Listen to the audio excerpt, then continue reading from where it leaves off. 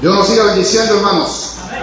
Vamos con el tercer tema de esta mañana, gozoso y alegre, porque definitivamente que estamos siendo nutridos por la palabra de Dios, que es lo más importante, ¿verdad? Nuestro alimento espiritual.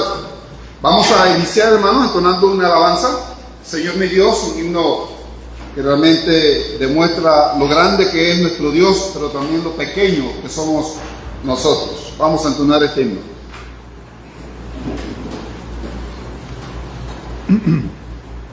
Cantemos. Señor mi Dios, al contemplar los cielos, el firmamento y las estrellas mil, al oír tu voz en los potentes truenos y ver brillar el sol en su cenit, mi corazón entona la canción. Cuán grande es Él, cuán grande es Él. Mi corazón entona la canción. Cuán grande es Él, cuán grande y fiel. Al recorrer los montes y los valles y ver las flores al pasar, al escuchar el canto de las aves y el murmurar del claro manantial, mi corazón entona esta canción. Cuán grande es Él, cuán grande es Él. Mi corazón entona la canción. Cuán grande es Él, cuán grande y fiel. Amén. Hermoso canto para la gloria y honra de nuestro Dios. Nuestro hermano Pablo sigue con el siguiente tema. Perdón, nuestro hermano Rolando, disculpe. Nuestro hermano Rolando, disculpen, mis hermanos. Puede pasar adelante, nuestro hermano.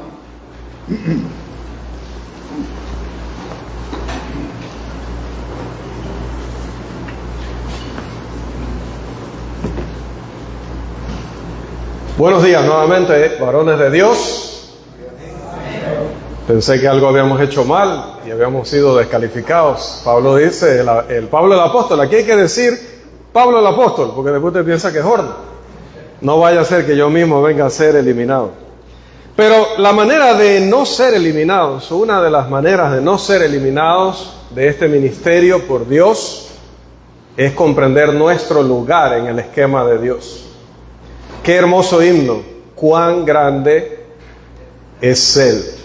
No nosotros, hermanos, no por nuestra oratoria, no por lo tanto que nos admiren los miembros de la congregación, no por lo tanto que nos den palabras de felicitación los colegas, no por la obra que hacemos como si fuera un mérito personal.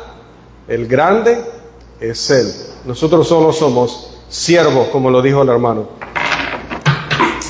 Bien, amados hermanos, pasamos entonces al tercer tema, el tercer asunto a tratar en este seminario, que nuevamente, hermanos, recalco y no me canso de decirlo, qué privilegio es que ustedes hayan aceptado la invitación y estén aquí compartiendo con nosotros. Es un honor, hermanos, es un privilegio tenerlos a cada uno aquí, se los decimos de corazón. Que Dios nos conceda muchísimas más oportunidades aquí y en sus congregaciones de seguir colaborando y trabajando juntos. Bien, vamos a hablar de dos grandes males, el diotrefismo y la democracia. Empecemos con el primero, porque el tiempo va a caballo y nosotros a pie.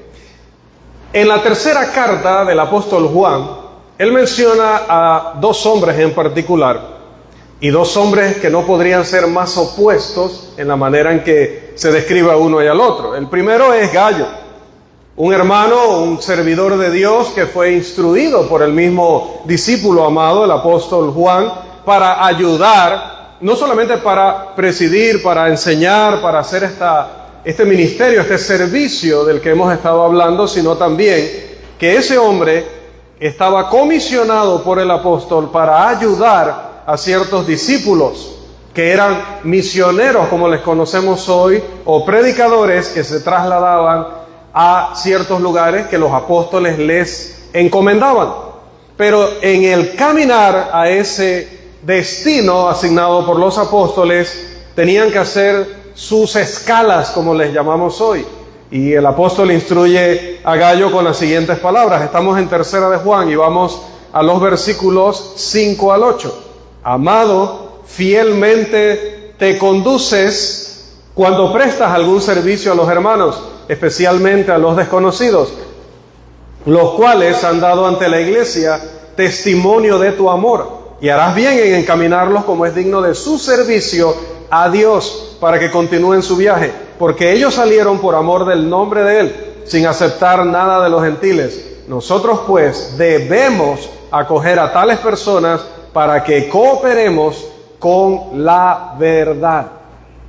Todo lo que podamos hacer para que la obra, el ministerio de estos hombres sea eficaz y se lleve a cabo con el menor estorbo posible, es nuestro deber. Eso le dice Juan a Gallo y también nos lo dice a nosotros. Pero luego Juan escribió las siguientes palabras con respecto a otro hermano de allí, a Diótrefes. Y dice en los versículos 9 al 10, continuamos la lectura: yo he escrito a la iglesia, pero Diótrefes, al cual le gusta tener el primer lugar entre ellos, no nos recibe. Por esta causa, si yo fuere, recordaré las obras que hace parloteando con palabras malignas contra nosotros, y no contento con estas cosas, no recibe a los hermanos, y a los que quieren recibirlos se lo prohíbe y los expulsa de la iglesia. Los hermanos acá en Santiago se ríen y se han reído cuando digo qué problema era pecar en el Nuevo Testamento, porque tu nombre quedaba ahí para toda la vida. Si luego Diótrefes se arrepentía y se enmendaba, pero ya quedaste registrado así para toda la vida, durante 2000 años, para lo bueno y para lo malo. Qué peligroso en lo malo era estar en los tiempos del Nuevo Testamento. Ahora, el pecado que el apóstol Juan imputa o con el cual carga a Diótrefes, acusa a Diótrefes, es que le gusta tener el primer lugar. Y la palabra que el Espíritu Santo eligió para que Juan la escribiera, resulta que significa tener afición a ser el primero. O sea, para este hombre era algo primordial ser el primero, ser el más destacado, ser el más importante. El alcance de el control que Diótrefes se había granjeado y se había logrado dentro de la congregación, se ve en el hecho de que, número uno, este atrevido, este osado, hablaba palabras contra el apóstol Juan y contra sus asociados o colaboradores, y lo hacía con palabras malignas, palabras que buscaban dañar la reputación. En segundo lugar, se negó a recibir a enviados por el apóstol Juan. En tercer lugar, dice, prohibió a otros hermanos recibirles. No solo él les negó la bienvenida, sino que nadie más podía darles la bienvenida. Y cuando en ese tiempo se hablaba de dar la bienvenida, no era solo decir, ¿cómo le decimos a la iglesia? Bienvenidos. Tenemos dijo, voy a usar el lenguaje de un hermano muy importante aquí, muy destacado en la congregación, Carlos Enrique Concepción Moreno, don Carlos Enrique le decimos aquí, como es nuestra buena costumbre, le decimos así a la gente, pero hermanos, los judíos, en esa época, darle la bienvenida a alguien era darle todo. era darle la mejor atención, era incluso ayudarlo. Si a estos predicadores había que ayudarles económicamente para que pudieran hacer su labor, esos hermanos lo hacían. Pero Diótrefes no quería eso, no quería que les dieran la bienvenida, no quería que les proveyeran, no quería que los hospedaran, no quería que los ayudaran facilitándoles nada, su ministerio. En cuarto lugar, aquellos que a pesar de su prohibición querían recibirlos o se rebelaban, entre comillas se rebelaban a su autoridad, que dice la Escritura, dice que los expulsaba de la iglesia. Un hermano casi de la misma importancia que el hermano Carlos Concepción, el hermano Guy Goods, un americano, escribió estas palabras acerca de Diótrefes muy interesantes. Dice: era un líder de la iglesia ambicioso, inescrupuloso, opuesto tanto a la autoridad apostólica como a la obra misionera, un siervo de Satanás y un ángel del diablo. Pero volviendo a las palabras de Juan, es interesante notar que Juan, en ese texto que estuvimos citando, los versículos 9 al 10 de tercera de Juan, iguala obras a palabras. Porque dice el apóstol: las obras que hace parloteando con palabras malignas contra nosotros. Mire cómo nuestra obra como líderes, como predicadores, nuestra obra también es lo que decimos, no solamente lo que hacemos. Diótrefes no recibía a hermanos fieles enviados por el apóstol. ¿Por qué? Porque él sentía que lo estaban haciendo a un lado, que su preeminencia, su importancia no estaba siendo reconocida, porque la iglesia estaba reaccionando a las instrucciones de el apóstol Juan. No, dice, aquí no manda Juan, aquí mando yo. Él prohibiría y echaría de la iglesia a cualquiera que le llevara la contraria. Las almas podrían perderse por las tácticas satánicas de este hombre. Y digo satánica con todas las letras, con todo el peso de esa palabra, porque precisamente Satanás es el adversario, el que se opone, el que quiere estorbar el plan de Dios. Y con lo que este hombre estaba haciendo, estaba estorbando el camino de la salvación para esas almas que estos ministros iban a servir. Todo lo que él hacía para retrasar el viaje y detener el progreso del evangelio en el trabajo de estos hermanos era satánico. Y lamentablemente, hasta donde el texto nos muestra, Diótrefes estaba saliendo con la suya, es decir, estaba imponiendo realmente su voluntad. Estaba mostrando su preeminencia que se le había dado él mismo, no Dios. Porque su pensamiento era: si no se hace a mi manera, lo echaré a perder, lo voy a sabotear. Él arruinaría las cosas. Podía parlotear contra el último apóstol sobreviviente, atacándolo en su dignidad y a los fieles compañeros de trabajo a quienes él había enviado. Cuando Pablo escribió, hermanos, a Tito,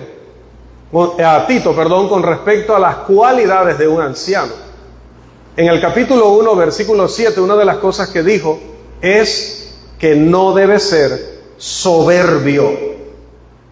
El hombre soberbio busca hacer su propia voluntad independientemente de la ley de Dios, independientemente de lo que opinen sus compañeros de liderazgo y del mejor bien o de los más grandes beneficios para la congregación. Esta disposición mental generalmente lleva a aquel que piensa así a interpretaciones viciosas de las Escrituras. Es decir, él va a torcer la Biblia para tratar de convencer a otros, porque así lo somete. No lo hace, y espero no, a través de golpes o amenazas de muerte, pero sí trata de usar la Escritura, torciendo pasajes, sacándolos de su contexto, para tratar de hacer creer a las personas que, haciendo la voluntad de Él, hacen la voluntad de Dios. Por lo tanto, sometiendo a otros a su ley. en lugar de cuidar con ternura a los miembros de la iglesia, en lugar de valorar y respetar el trabajo que sus compañeros, sean de la congregación local o compañeros de ministerio que están haciendo la obra en otro lugar, este tipo de hombre, los diótrefes, sientan las bases para la división en el cuerpo de Cristo. La división ocurre debido a que siempre luchará, hará lo que sea, sin importar las consecuencias, para imponer su voluntad personal. Hermanos, todo lo que sabemos de Diótrefes se encuentra en esta epístola de Juan. Así que si era diácono, anciano, maestro o un miembro influyente, quizás rico de la iglesia en ese lugar, no se revela. Pero lo que sí revela la Escritura es que un siervo de Dios debe cuidarse de no ser vencido por esto, por el amor al poder, por lo menos como él lo entiende, porque esta no es realmente una posición de poder o de autoridad personal, pero este tipo de personas lo ve así. Este tipo de personas incluso, aparte de torcer la Escritura para tratar de hacer ver que él tiene toda autoridad sobre la congregación y que debe hacerse las cosas como él piensa y como él cree, aparte de eso, tiene otra táctica. Acaricia el oído de ciertos miembros en la congregación para que ellos escuchen lo que quieren oír, para ponerlos de su lado, para que también sea su guardia pretoriana, sus guardaespaldas, su policía de élite, de entrenamiento especial, que lo va a mantener allí en el poder. Todo dictador tiene su grupo Wagner que lo cuida. Pero hoy no vinimos a hablar de Maduro. Hermanos, la iglesia de Cristo no está diseñada, no está estructurada para que un solo miembro se arrogue una autoridad que no le pertenece, que le pertenece únicamente a Dios.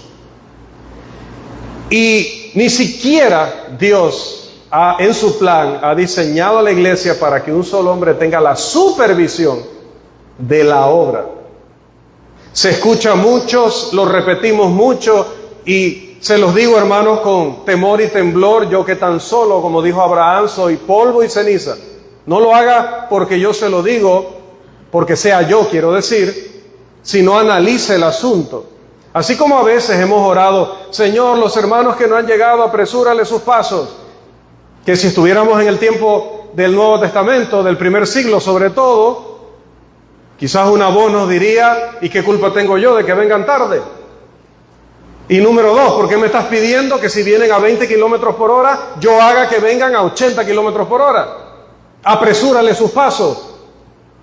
Tenemos frases así. Hay otra frase similar en esa línea y es, yo soy el encargado de la congregación. No, amados hermanos, colegas y amigos, ni usted ni yo somos encargados de la congregación. Las congregaciones locales deberían estar supervisadas por los ancianos. ¿Sabe de qué nosotros sí estamos encargados? Lo dijo el hermano, de predicar la palabra. Entonces, yo soy el encargado del ministerio de la predicación en Santiago, en Volcán, en Sofre, en Toyosa, en San Bartolo. Soy el encargado de esa misión o tarea que Dios me dio. Pero no estoy encargado de la congregación. Ese lenguaje usted no lo va a encontrar en el Nuevo Testamento. Ese no es el modelo de Dios. El predicador no debe ser un pastor unipersonal sobre la congregación. La máxima autoridad dentro de la congregación, como en las denominaciones. Más bien en Tito 1:5 Pablo le dice, tú que eres el encargado del ministerio de la predicación, debes trabajar, debes luchar por cumplir el objetivo de la organización bíblica, que es designar ancianos, que ellos sí van a supervisar la iglesia. Esa debe ser tu preocupación, no tratar de crear tu nicho, de crear tu trono desde el cual gobernar a la iglesia. Esa no es nuestra tarea, hermanos. Hay una diferencia distintiva en la Biblia y en lo que el mundo llama a un pastor o un predicador, en lo que las denominaciones llaman el obispo. No, la Biblia habla de los obispos. No somos obispos, hermanos. Muchas personas confunden los ministerios y por confundir los ministerios hay una usurpación de funciones. Es decir, yo termino quitándole a los ancianos el trabajo que es de ellos, lo que Dios le ha permitido a ellos y le ha dado a ellos, y lo empiezo a tener yo. Y por eso también nunca va a haber ancianos en esa congregación, porque a mí no me interesa que nadie tenga la supervisión sino yo, que nadie tome las decisiones sino yo. No es así, hermanos. Por eso la Biblia habla de pastores por un lado y predicadores por otro. No habla del uno nunca como sinónimo del otro. Puede haber, como decía el hermano, otros hermanos que aparte del predicador prediquen en la congregación. Pablo habla en 1 de Timoteo 5 de ancianos que enseñan, que predican. Un anciano puede hacer la tarea de enseñar o predicar, pero no es el predicador. Y el predicador, hermanos, va a hacer algunas cosas similares que coinciden con un trabajo que hace el anciano, pero no es anciano y no puede supervisar a las congregaciones ni gobernar a la iglesia. Recordemos las palabras de Pablo a los santos en Efesios 4:11.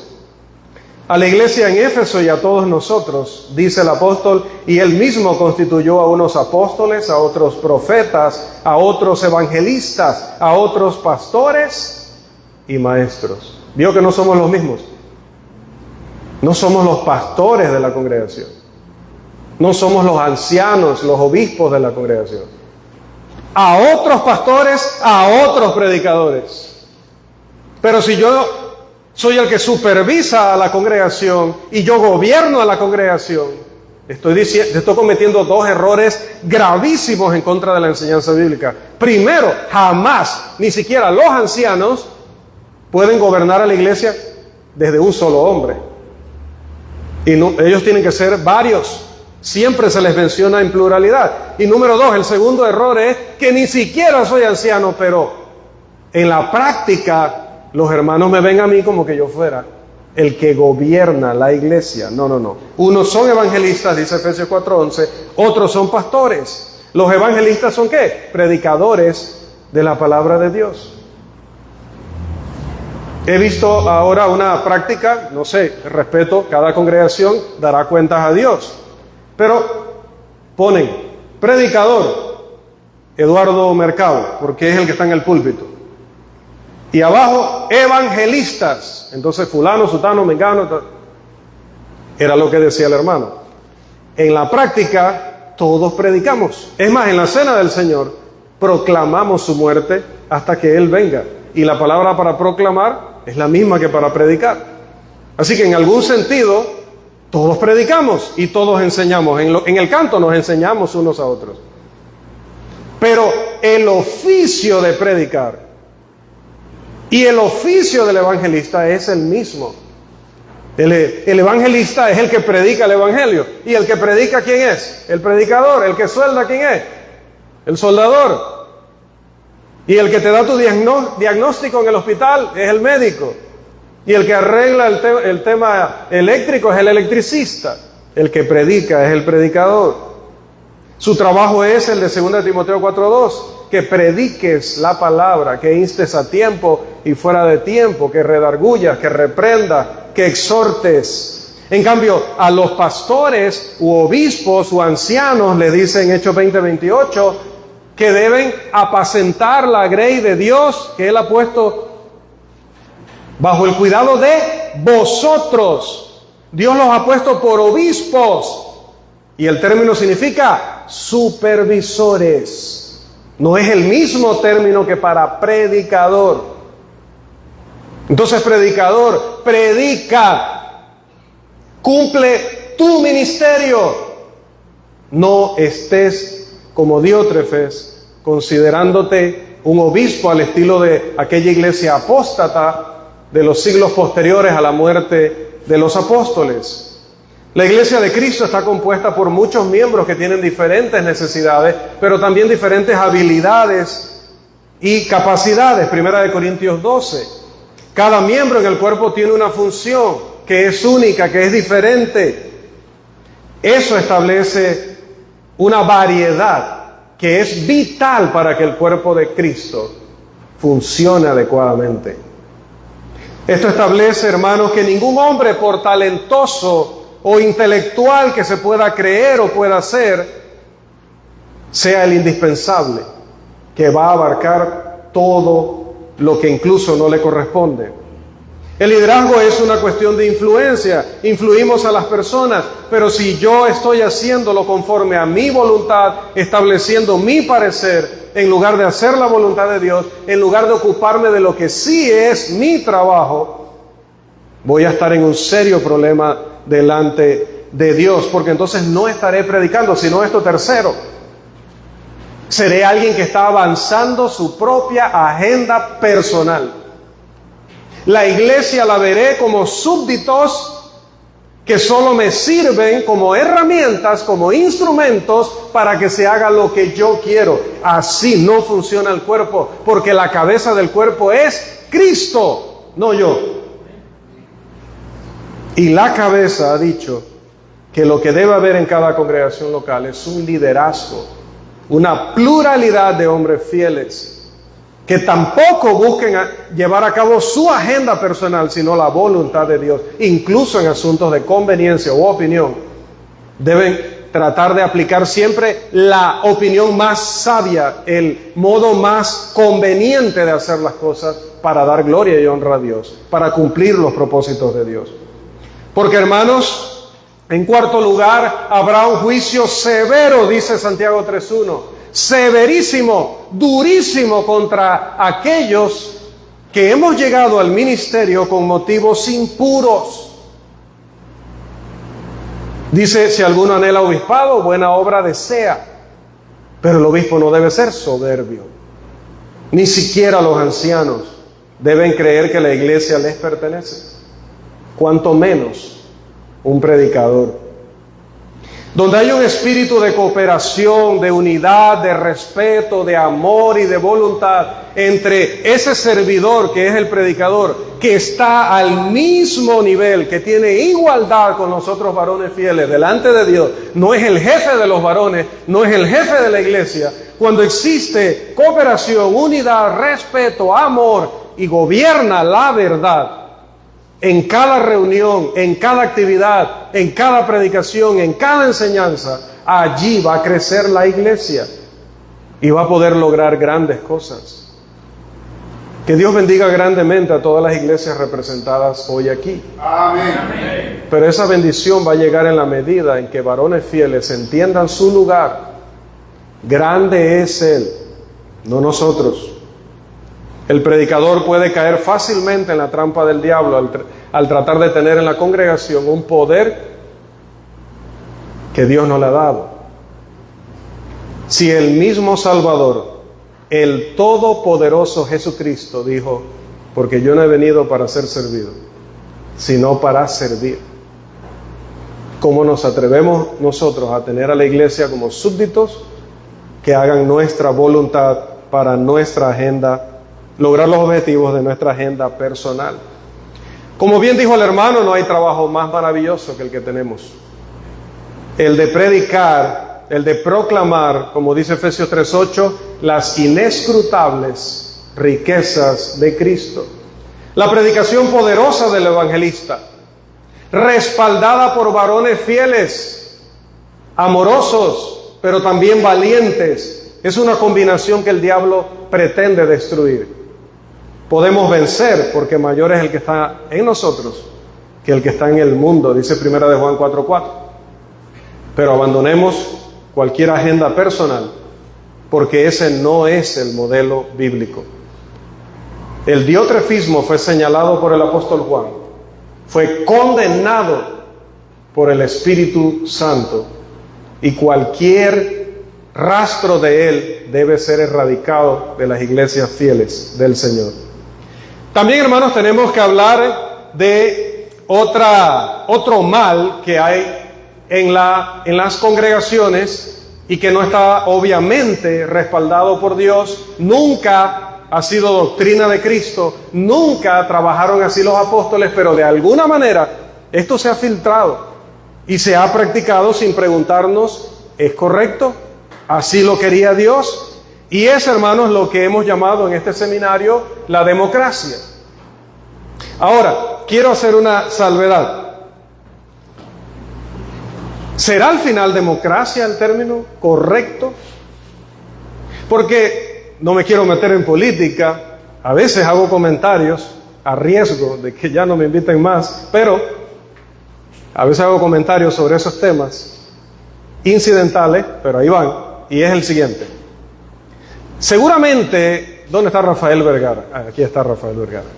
Seguramente Rafael será el que más claro tiene aquí entre nosotros que democracia es, según el diccionario, aquí el encargado de las diapositivas tenía que ponerme ahí la definición, ya me acordé que soy yo, pero ¿es la que sigue luego de esa?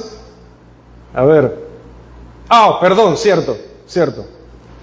Democracia, el modelo de muchos, pero no el de Dios. Y la definición, si vamos al diccionario, es doctrina política favorable a la intervención del pueblo en el gobierno, o el predominio del pueblo en el gobierno político de un estado. Pero iba a decirles, ¿realmente esto se cumple? Quizás Rafael sea uno de los hermanos que más claro tiene que la democracia se acaba el día que damos el voto. La democracia en la práctica, porque supuestamente es el gobierno del pueblo, pero una vez que sube el hombre al poder, una vez que lo ponemos en el poder, a partir de ahí él hace su voluntad, la voluntad de los ricos o la voluntad del pueblo. No le pregunten a Rafael, por favor. Pero prácticamente ahí se termina. Pero lo que pasa en la iglesia es algo aún más curioso que eso, porque pasa todo lo contrario.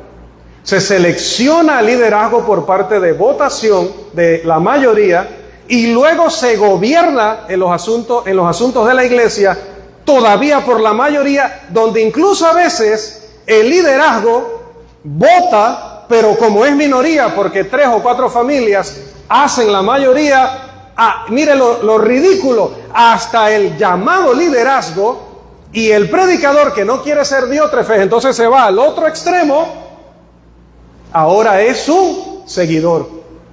Porque si hay 16 hermanas y hay 5 varones y vota la mayoría, ¿quién está dirigiendo los asuntos de la iglesia? ¿Los varones?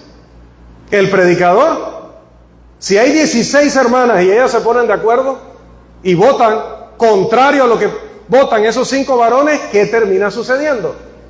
Ahí sí se cumple esta definición. Él no deja de gobernar nunca el pueblo. Pero realmente este es el modelo de Dios, hermanos.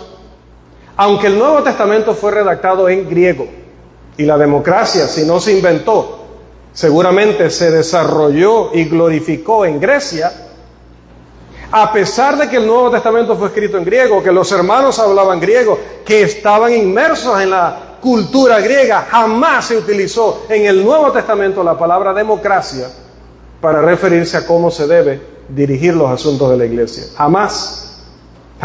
El registro inspirado no utiliza el término, no da ejemplos de esto. El modelo de Dios es el de 1 Corintios 11:3. Dios es la suprema cabeza. Incluso es cabeza de Cristo en su ejercicio como sumo sacerdote, como rey, como profeta, como salvador. Su Padre es su cabeza. Y luego Él es cabeza de todo varón. Y luego el varón es cabeza de la mujer. El término nuevamente allí en griego es un término que se refiere a el varón. Ahora, algunos dicen el término también significa esposo. Entonces diría el esposo es cabeza de la mujer. Pero si Cristo es cabeza de los varones, y ahí solo significara esposo, entonces Cristo es solo cabeza de los casados, y los que no tenemos esposa vamos por libre. Obviamente no, Cristo es cabeza de todos nosotros como varones. Ese es el modelo de Dios. Y cabeza, el término también significa autoridad. En segundo de Samuel 22:44 dice: me has librado de las contiendas del pueblo, me guardaste para que fuese cabeza de naciones. Ahora, ¿qué era cabeza? Luego lo dice en la segunda parte: pueblo que yo no conocía me servirá. Ahora, no estoy diciendo con esto, no me quiero contradecir con la primera parte de nuestra lección, que la iglesia está para servirnos a nosotros, sino el uso del término cabeza. Si el varón es cabeza, el varón es representante de la autoridad. No es la autoridad, Dios es la autoridad. Su palabra es el estándar, es la autoridad. Pero podemos ser representantes de la autoridad. El varón es representante de la autoridad. Es el hombre entonces quien debe ser cabeza. Dice la palabra en 1 Corintios 11:3 que el varón es cabeza de la mujer. ¿De qué mujeres? Si el término no es esposos, entonces se refiere a todo varón. Así que mujer ahí se referirá a toda mujer. Entonces, ¿qué pasa? Si el varón es cabeza de la mujer, toda mujer, y la cabeza de una organización, sea la familia, sea la iglesia, la cabeza de una organización es quien tiene la autoridad en esa organización. Por ejemplo, David era cabeza de naciones en cuanto que era un rey que incluso tenía prácticamente un imperio. Si el varón es cabeza de la mujer y la cabeza es la autoridad, quien tiene la autoridad es quien toma las decisiones, ¿cierto? No las tomará quien no tiene la autoridad. Es ilógico. Entonces, la conclusión: si el varón es cabeza de la mujer y la cabeza de toda organización es la autoridad, y la autoridad es quien toma las decisiones, entonces el varón toma las decisiones porque el varón es cabeza y no la mujer. Ese es el modelo de Dios, amados hermanos. Además de que 1 Corintios 11:3 presenta que así debe ser, porque es el modelo de Dios, también está la prohibición que ya leímos allá en 1 de Timoteo 2:12, porque no permito ¿a quién? A la mujer. ¿Qué no le permito? Ni enseñar ni ejercer dominio. Pero luego lo califica, es decir, especifica dónde no debe enseñar y dónde no debe ejercer dominio, donde lo haga sobre el varón. ¿Por qué no lo puede hacer? Porque él es cabeza. Dice la Biblia de las Américas: no ejerza autoridad. Me gusta esa traducción, es bastante precisa. Y un lexicógrafo dice que el término allí para ejercer dominio, dicho en lenguaje así más del día a día, es decirle al hombre lo que tiene que hacer. No permito a la mujer decirle al hombre lo que tiene que hacer. Pero note, volvemos al ejemplo. Si los varones quieren llevar a cabo un plan, y la mayoría, que en nuestras congregaciones hay gran cantidad de hermanas, son normalmente las mujeres muy nobles a la predicación del evangelio, son las que casi siempre se bautizan primero que sus esposos, ¿cierto? Hasta Timoteo era el producto espiritual de su abuela y de su madre. Entonces, en esa mayoría a veces, ¿quiénes están tomando la decisión? Las hermanas. Las hermanas están decidiendo. ¿Y los varones? Dejándose guiar y liderar.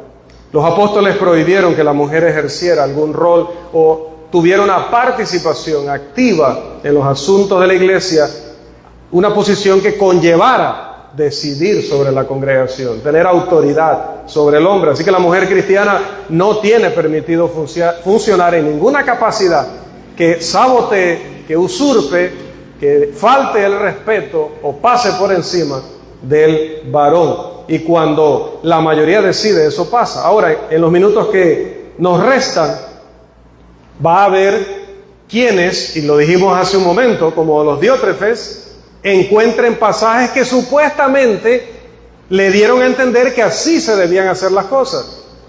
Que supuestamente hay pasajes que dicen que la iglesia es la que decide. Entonces, si la iglesia es la que decide, hemos introducido la democracia, porque decimos, si la Biblia enseña que es la iglesia, y el modelo para poder decidir cuando no todos se ponen de acuerdo es votación por mayoría, hemos concluido, entonces, los asuntos de la iglesia deben decidirse por votación de la mayoría. Eso ha sido sabiduría humana. Eso no lo encontramos en la Biblia. Pero vamos a ver si realmente hay algún pasaje que justifica esto. Vamos a Mateo 18, hermanos. Mateo capítulo 18. Por favor. Hablando acerca de un hermano que cae en pecado y luego va alguien y lo reprende, pero este hermano no atiende a la reprensión. Luego este hermano se acompaña de uno o dos para que sean 2 o 3 que le exhorten, pero el hermano aún no reacciona. Luego dice la Escritura en el versículo 17, si no te oyó a ti, si luego no te oyó con los testigos, dilo a la iglesia. Y de alguna manera, hermanos, con alguna de esas, salto de garrocha. Garrocha es, ¿verdad? La vara esta grandísima que utilizan en las Olimpiadas para saltar aquel travesaño. Con alguna garrocha que no sé quién se las dio, habrá sido el diablo, saltan olímpicamente del texto decir, dilo a la iglesia, para decir, mire, que la decisión la tiene que tomar la iglesia de disciplinar a ese hermano. No, eso no es lo que dice el texto. Solo leamos, hermanos. No, dijo el hermano, no hay que saber hebreo, ni griego, ni hablarlo, ni lo intente porque viera lo mal que me va a mí tratando de pronunciarlo. Mire, clarito, en español. Si no lo oyere a ellos, dilo a la iglesia para que la iglesia decida disciplinarlo. Dice así. No. Luego dice, y si no oyere a la iglesia, ¿para qué le digo a la iglesia? ¿Para que decida su disciplina? No, para que la iglesia también haga lo mismo que yo hice individualmente y haga lo mismo que hicimos los testigos y yo. ¿Qué hicimos? Reprender al hermano en su pecado. Se lo digo a la iglesia para que la iglesia le hable. Y luego dice, pero si no oyere a la iglesia, mire, tenle por gentil y publicano. Hermanos, note que la lectura comprensiva nos lleva, voy a decirlo así, mire, se me acaba de ocurrir. Cuando yo estoy bajo estas luces, yo no sé qué le pone aquí Carlos, pero me llegan esas cosas, ¿verdad? Mira lo que dice el texto. Y si no oyera a la iglesia, hay un sujeto ahí, ¿verdad? A la iglesia, tenle. ¿Ve la diferencia? Si no oyera a la iglesia, tenle por gentil y publicano. Entonces no es la iglesia la que lo está decidiendo. Y luego lo explica en el versículo 19. ¿Quiénes decidieron esa disciplina? Quizás 2 o 3. Pero si ellos lo decidieron guiándose por la doctrina de Cristo, Cristo lo aprueba. Cristo lo autoriza. Hemos usado ese texto para decir, bueno, cuando los miembros son irresponsables y nada más llegan 3 el miércoles. Bueno, hermano, pero donde haya 2 o 3, aquí está Cristo. Vamos adelante, justificando a una iglesia que no se está comportando como Cristo espera. No, eso no es lo que dice el texto. El texto está hablando de la disciplina. Dice, aunque sean 2 o 3 que tomen esta decisión, yo estoy en medio de ellos. ¿Y qué significa eso? Estoy aprobando la decisión, porque han cumplido con mi voluntad. El que no está cumpliendo es Él. Yo apruebo esa decisión. Así sean 2 o 3. No necesitamos votación de la mayoría. Necesitamos ajustarnos al modelo de Dios. Pero hay otro pasaje, hermanos. Hechos capítulo 6. Dice, bueno, hermano, está bien. Ya lo entendí ahí, pero hay otro pasaje, hermano. Esto yo, créame que lo he vivido, hermanos, en carne propia. Un día me tuvieron que bajar así por el muro en una canasta como el apóstol Pablo. Por hablar la verdad de Dios, así casi me sacaron de una congregación, pero seguiré predicando la verdad, hermanos, porque nuestro ministerio es hasta que la muerte nos separe de Él. Estamos casados con el servicio a Dios.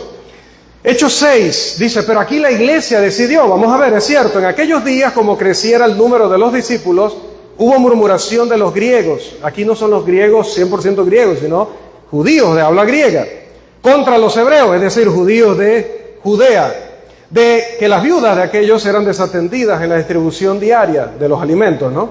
Entonces los 12 convocaron a la multitud de los discípulos y dijeron, no es justo que nosotros dejemos la palabra de Dios para servir a las mesas. ¿A quiénes convocaron? Mire que ya para Hechos 6, la Biblia ya menciona a la iglesia. Sin embargo, en Hechos 6:2 no dice iglesia. Curioso, ¿verdad? Interesante. Dice que convocaron a la multitud de los discípulos y utiliza una expresión en el original que hace referencia contextualmente a varones. No es justo que nosotros dejemos la palabra de Dios para servir a las mesas. Buscad pues, hermanos. Nuevamente, como vimos en el primer tema, ¿a quién llaman? A varones. De entre vosotros, y luego lo especifica más, a 7 varones de buen testimonio y 3 hermanas fieles, buenas hermanas, trabajadoras. No. ¿Y qué tienen? Deben estar de buen testimonio, llenos del Espíritu Santo y de sabiduría, quienes encarguemos. ¿Quiénes convocaron a la multitud? Versículo 2. ¿Quiénes? Los 12, los apóstoles. Y luego dice a quienes encarguemos de esto. ¿Quiénes los iban a encargar? Los apóstoles. El liderazgo según el modelo de Dios. Aquí no habla de la iglesia, aquí no habla de la iglesia votando por mayoría, aquí habla de un grupo de discípulos a quienes los apóstoles llaman, les plantean la situación, les ordenan qué hacer y luego hay una designación de los apóstoles. Y dice, versículo 5, agradó la propuesta a toda la multitud, no a la iglesia. Lo que pasa es que, hermanos, la iglesia, nos habían dicho en los capítulos 4 y 5, ya solo en varones tenía miles. Solo varones en Jerusalén, ya había miles. Por eso dice multitud. Agradó la propuesta. Ahora, esta palabra propuesta es desafortunada. Hay cosas de la Reina Valera que a mí no me gustan y a veces me agarro con el hermano Pablo, porque Pablo ama la traducción Reina Valera de 1960. A veces nos agarramos. Porque, por ejemplo, aquí propuesta. El original dice agradó la palabra. Porque propuesta precisamente es ambigua. Puede dar la idea de que, bueno, los apóstoles propusieron, pero en realidad decidió la iglesia. No, agradó la palabra a toda la multitud y eligieron a Esteban, varón lleno de fe. Pero lo eligieron basado en ¿qué? En las instrucciones apostólicas. En las instrucciones apostólicas. Hermano, no tengo más tiempo, de hecho ya me pasé, pero me entregaron con unos minutos. Solo necesito 3 minutos más, hermano Pablo. En la gran misericordia de Dios, recuerde que Cristo ya pagó todo esto en la cruz. Hechos capítulo 15, hermanos, porque esto, mire, hermanos, yo traí un poco de cosas aquí con hebreo y todo eso, pero con el otro tema que dieron, dije, vamos a dejar eso de hebreo y griego, todo esto afuera. Vamos directamente con el español, porque está clarito, hermano, está clarito. Hechos 15, dice, sí, hermano, está bien, pues listo. Ya en Mateo 18 está hablando de disciplina y habla de un liderazgo tomando la decisión. Luego, en Hechos 6, sí, ok, no me había fijado que ahí no dice iglesia. Ok, está bien. Y que designaron los apóstoles. Pero en Hechos 15 está clarito, vamos a ver. Vinieron algunos de Judea a Antioquía y le dijeron a los gentiles, si no se pasan cuchillo, circuncisión, no van a ser salvos. Y se formó el debate. Estoy resumiendo rápidamente porque ustedes se saben esto de memoria. Ustedes me podrían dar esa clase a mí. Gloria a Dios, somos iguales. Y tuvieron los ancianos de Antioquía que enviar a Saulo y a Bernabé a Jerusalén a reunirse ya con los apóstoles, pero también estuvieron allí los ancianos que ya tenían que ir haciendo su papel. ¿Y qué sucedió? Dice la Escritura, ellos pues, habiendo sido encaminados por la iglesia, no lo decidió la iglesia, encaminar era lo que hacía Gallo. ¿sí? Les proveyeron, les facilitaron lo que necesitaban para que fueran a Jerusalén. Pasaron tal, y, versículo 4, llegados a Jerusalén, fueron recibidos por la iglesia. ¿Me siguen? Fueron recibidos por la iglesia, amén. Pero dice luego, y los apóstoles y los ancianos, y refirieron todas las cosas que Dios había hecho con ellos, dieron un recuento de la obra de Dios allá en Antioquía. Versículo 5, pero algunos de la secta de los fariseos empezaron a discutir. ¿Y qué pasó? Versículo 6, aunque fueron recibidos por la iglesia, sí, ahí sí dice iglesia, en el original y en todo, en cualquier versión siriaca, hebrea, egipcia, dice iglesia. Pero ¿quiénes se reunieron? También en todas las versiones, el versículo 6 dice, y se reunieron los apóstoles y los ancianos. Para seguir confirmando esto, luego dice, y después de mucha discusión, versículo 7, Pedro se levantó y les dijo, varones, hermanos. ¿Estaba toda la iglesia ahí? No. ¿Quiénes le estaban oyendo? Varones. ¿Dónde hemos leído esa frase anteriormente? Varones, hermanos. Hechos 2:37. Y compungidos de corazón dijeron a Pedro y a los demás apóstoles, varones, hermanos. ¿Y los apóstoles había alguna mujer? No. Entonces, varones, hermanos.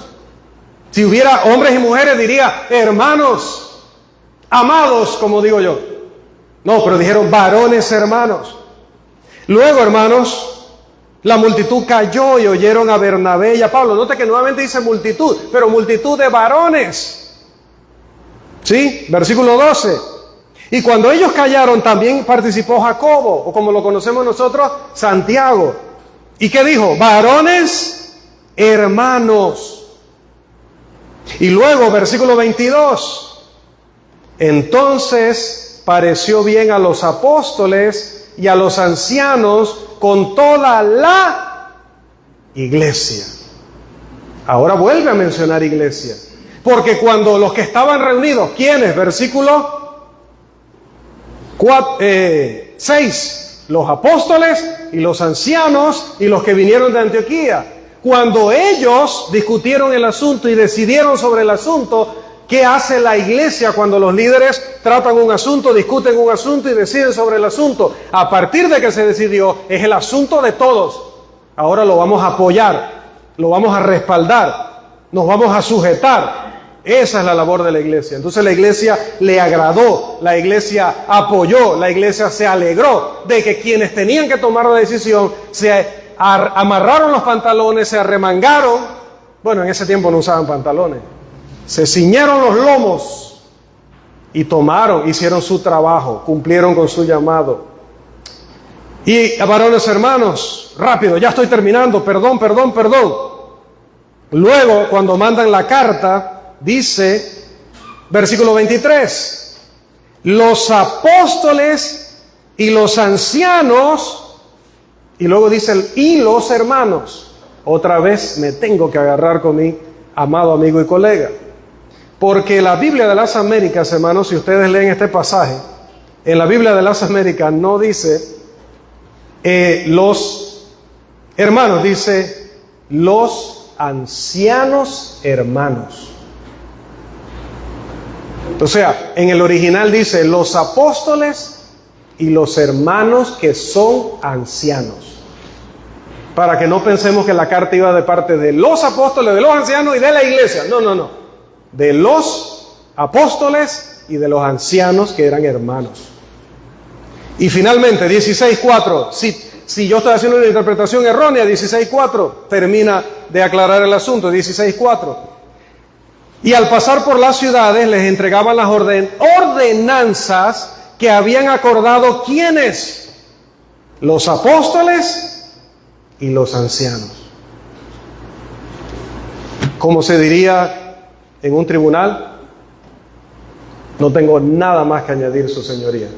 No existe la democracia, o como le queramos llamar, en el modelo de Dios. No era plan de Dios. Y no debemos, si lo hemos hecho por error, si lo hemos hecho por ignorancia, Si otro nos involucró en esto, demos gloria a Dios, hermano. Cuando Pablo encontró a algunos que no habían sido enseñados correctamente, en Hechos 19, les enseñó correctamente. Ellos fueron nobles y se bautizaron. ¿Sí? Cuando Apolos estaba ya predicando en Hechos 18 y no lo estaba haciendo tan adecuadamente, quizás él fue el que metió en problemas los de Hechos 19, vinieron Aquila y Priscila y le enseñaron más correctamente. Y Apolos fue humilde, fue noble y enmendó. Hermanos, esto no se trata de el hermano Pablo y Rolando, creen que saben más que nosotros o nos están tratando de menospreciar o de imponerse. No, hermanos, Dios nos guarde, Dios nos castigue, como decían en el antiguo, Dios nos haga así, aún nos añada, si lo hacemos con ese objetivo. No, lo que queremos es, como dijo el hermano, que cuidando la doctrina nos salvemos a nosotros mismos y a los que nos oyeren. Dios nos siga bendiciendo, hermanos. Amén.